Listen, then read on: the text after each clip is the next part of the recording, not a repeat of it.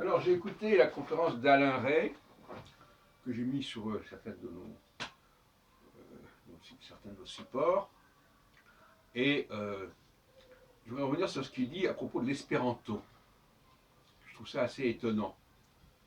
Il dit, vous comprenez, l'espéranto, c'est une langue artificielle, alors que les autres langues sont naturelles. Je me porte complètement en faux contre ce discours de regretter Alain Rey, parce que pour moi, toutes les langues sont artificielles.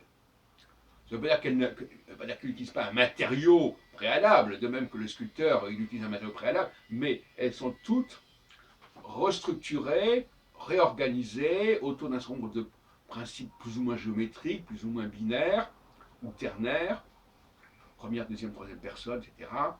Et donc, ce qui est important, si on considère déjà dès le départ que les langues ne sont pas structurées, on fait fausse route. Hein. On dit, ah ben oui, laissons les choses se développer, laissons l'arbre pousser, etc. Non, il y a un matériau qui effectivement est assez chaotique, mais les langues, d'une manière générale, et l'espéranto ne fait qu'aller dans ce sens, les langues sont des constructions.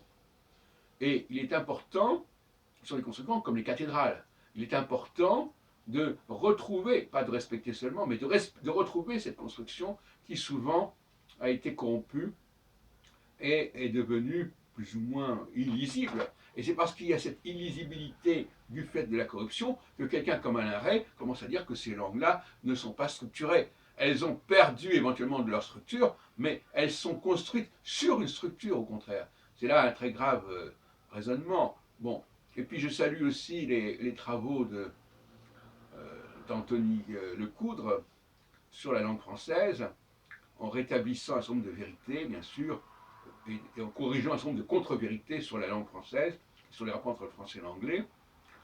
Il faut savoir se défendre, et cela dit, je ne suis pas sûr que les arguments qu'appelle Anthony Lecoudre soient suffisamment convaincants. J'en ai apporté d'autres qui me paraissent plus puissants.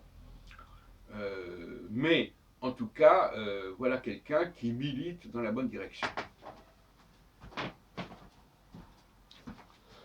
Mais qui malheureusement ne met pas en évidence la supériorité du français.